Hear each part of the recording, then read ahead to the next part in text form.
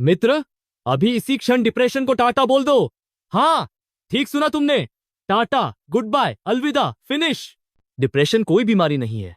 ये तुम्हारा अहंकार का रोना है कि मैं बहुत महत्वपूर्ण हूं और दुनिया मुझे वैल्यू नहीं दे रही। तुम दुखी इसलिए नहीं हो कि जीवन में कुछ कमी है। तुम दुखी इसलिए हो क्योंकि तुमने जीवन को एक स्टोरी बना रखी है जिसमें तुम हीरो हो और हीरो को हमेशा दुख भुगतना पड़ता है ताकि लास्ट में खुशी मिले। बकवास। अभी देखो, तुम्हारा डिप्रेशन कहाँ है? सीने में, सिर में, दिल में? हाथ रखो वहीं। कुछ है? कुछ नहीं है ना? बस एक विचार है, एक पुराना रिकॉर्ड जो बार बार बज रहा है। मैं अकेला हूं, कोई समझता नहीं, जीवन बेकार है। ये रिकॉर्ड तोड़ दो। ओशो कहते थे, जब तुम दुखी हो तो नाचो। हां, अभी खड़े हो जाओ। कमरे में अकेले हो ना?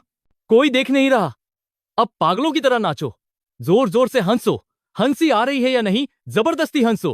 हाँ हाँ हाँ हाँ, जैसे पागल हो। देखो, डिप्रेशन कहां भाग रहा है? वो हंसी से डरता है क्योंकि हंसी कहती है, तेरी कोई औकात नहीं। 3 बातें अभी करो।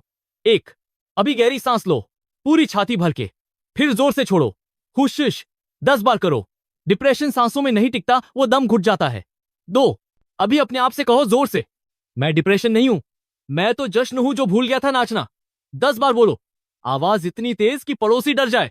3, आज एक काम करो, किसी को बेवजह गले लगाओ या फोन करके कहो आई लव यू बिना वजह के।